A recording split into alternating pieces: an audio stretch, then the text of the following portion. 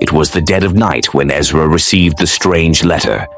The wind howled outside, rattling the windows of his small farmhouse, nestled deep in the woods. He had always preferred the silence of the countryside to the noise of the city. But tonight, something felt off. The letter, delivered by a courier who vanished before Ezra could ask any questions, was sealed with dark wax. His name was written in bold, unsettling letters that seemed to move in the flickering candlelight. No return address, only a cryptic message inside. At the stroke of midnight, the harvest begins. It is your turn to reap what has been sown. Ezra frowned. He had never believed in superstitions or curses. Yet, as the clock on the mantelpiece struck 11:30 p.m., a chill crept into the room. He couldn't shake the feeling that something was wrong, something he couldn't explain. He decided to dismiss the letter, chalking it up to a prank or perhaps an elaborate joke. But as the minutes passed, his sense of unease grew.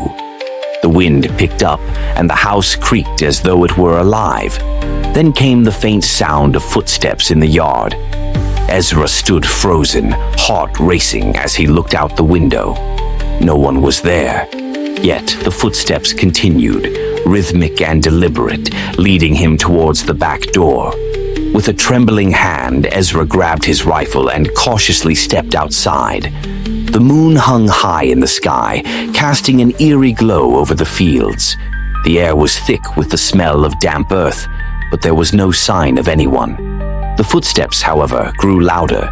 They seemed to be coming from the fields behind his house, where his crops had grown unusually well this year. Ezra had always been proud of his farm, but tonight even the crops seemed off. The plants swayed unnaturally, as if responding to a hidden rhythm.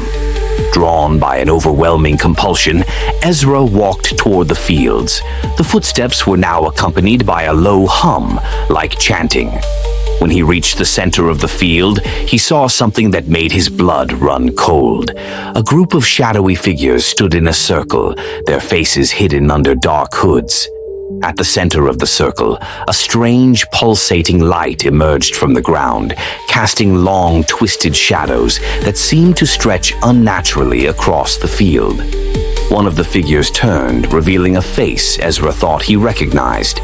It was his neighbor, Martha, whose farm had burned down mysteriously just months ago.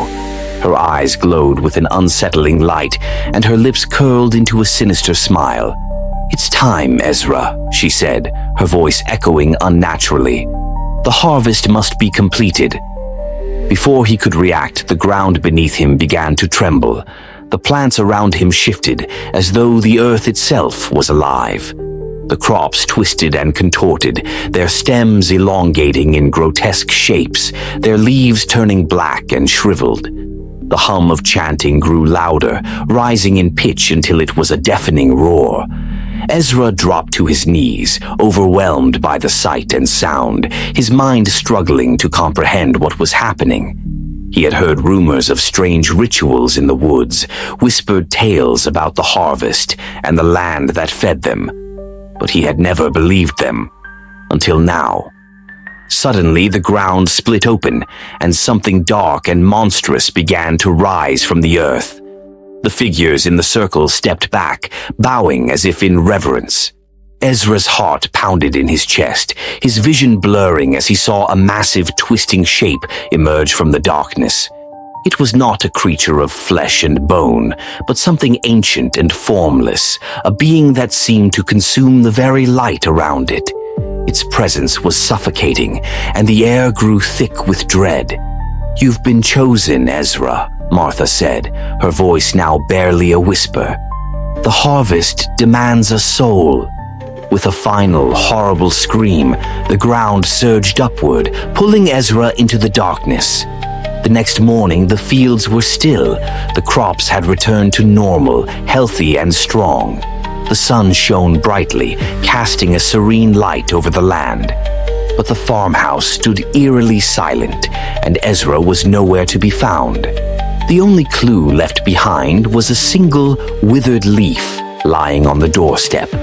It was unlike anything Ezra had ever seen before, dark and twisted, as though it had been plucked from a tree that had never known sunlight, and in the distance the wind carried a faint, haunting whisper. The harvest never ends.